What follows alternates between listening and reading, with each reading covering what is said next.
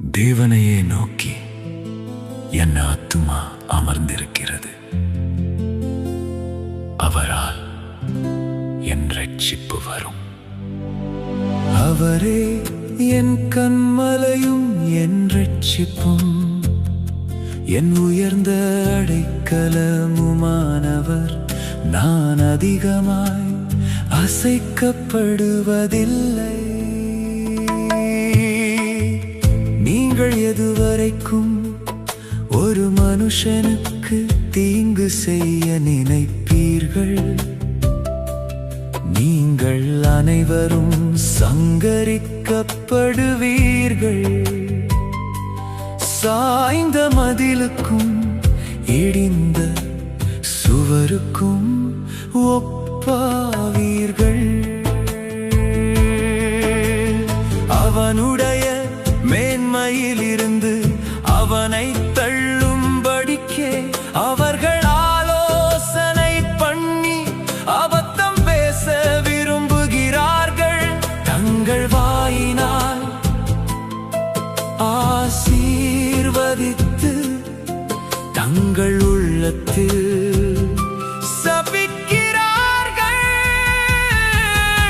என் ஆத்துமாவே தேவனையே நோக்கி அமர்ந்திரு. நான் நம்புகிறது அவராலே வரும். அவரே என் கன்மலையும் என் ரட்சிப்பும், என் உயர்ந்த அடைக்கலமுமானவர். நான் அசைக்கப்படுவதில்லை.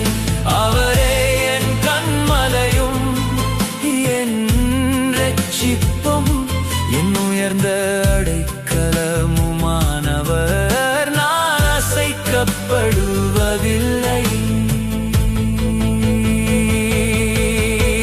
என் ரட்சிப்பும் என் மகிமையும் தேவனிடத்தில் இருக்கிறது. பெலனான என் கன்மலையும் என் அடைக்கலமும் தேவனுக்குள் இருக்கிறது. ஜனங்களே, எக்காலத்திலும் அவரை நம்புங்கள். அவர் சமூகத்தில் உங்கள் இருதயத்தை ஊற்றிவிடுங்கள். தேவன் நமக்கு அடைக்கலமாயிருக்கிறார். கீழ் மக்கள் மாயையும் மேன் மக்கள் பொய்யுமாமே. தராசிலே வைக்கப்பட்டால் அவர்கள் எல்லாரும் மாயையிலும் லேசானவர்கள். கொடுமையை நம்பாதிருங்கள். கொள்ளையினால் பெருமை பாராட்டாதிருங்கள். ஐஸ்வர்யம் விருத்தியானால் இருதயத்தை அதின் மேல் வைக்காதேயுங்கள்.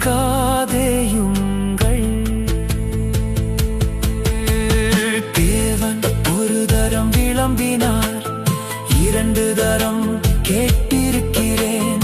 வல்லமை தேவனுடையது என்பதே, கிருபையும் உம்முடையது. ஆண்டவரே தேவரீ, அவனவன் செய்கைக்கு தக்கதாக பலனளிக்கிறீர்.